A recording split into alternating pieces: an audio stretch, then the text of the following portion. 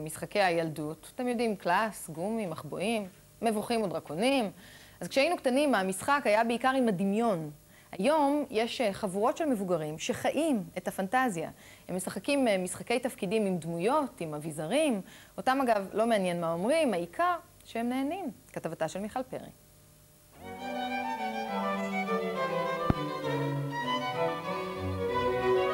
אלת היופי כבר חסרת סבלנות. בנדיקטוס עוטה על עצמו את שריון הקסקסים. וגם יובנטוס מתכונן במרץ לקראת הקרב. אבירים! מאמינים כי יש להילחם ברשע בכל מקום, ללא פשרה או רחמים, עד שימוגר לנצח מן העולם לתמיד. למי שלא מכיר, מדובר ב-RD&D. משחק תפקידים שקורה במציאות, עם דמויות, תחפושות וכמה אנשים שעוד לא הפנימו את הפועל להתבגר. התרבות המודרנית מגדירה את האדם האידיאלי כמבוגר. תמיד אמרנו, תתבגר, אל תהיה ילד, אל תהיה אינפנטיל. אבל אנחנו רואים שהיום יש חזרה לעניין של הילדותיות, תגלה את הילד הפנימי שלך, וגם העניין של המשחק חזר מחדש כדבר רציני.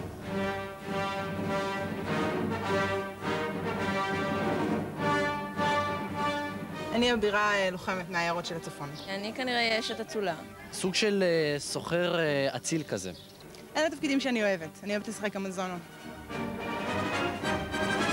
הייתי בא לבית ספר עם השיער הארוך והנוצות והפעמונים בשיער והחרב הזאת על הגב, פיגיון במגף האינדיאני שלי. לא הייתי יוצא מהדמות הזאת, 24 שעות ביממה. אני לא מתלבש ככה בדרך כלל, באמת. במיוחד לא בתל אביב. אז אנחנו לא בתל אביב. אנחנו צריכים להתרחק קצת מתל אביב בשביל להתלבש ככה, לא אוהבים אותנו בתל אביב שם. אבל קצת, לא. רוב האנשים מתעסקים בכדורסל וכדורגל, וחננות לא.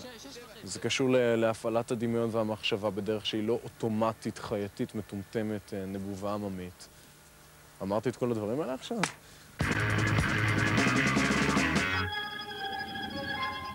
בתוך כל חנון הייטק יש עוד את הסטארט-אפיסט הפריקי שהיה רוצה להיות היפי, ואולי זה הבריחה הקטנה שנותנת להם למצוא את אותו חלק בהם שבדרך כלל הם צריכים לחסום.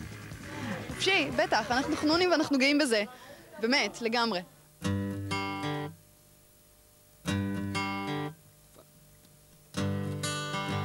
מה, זהו? נגמר המשחק? אני לא הבנתי.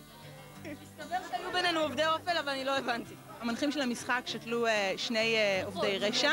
רוחות. רוחות. אני מקווה שהרוע ניצח, כי זו הייתה הדמות שלי. לא הבנתי. מי ייתן ונשמתך תבלה את שער הנצח בחיקו של האל. הוא נגע בפיגיון האסור. אני הרגתי את עצמי. אני תרגמתי את זה למקרה של מוות, כי אנחנו צריכים שיכין תחינה. צריך אז צריך. But in the end is right. I hope you had the time.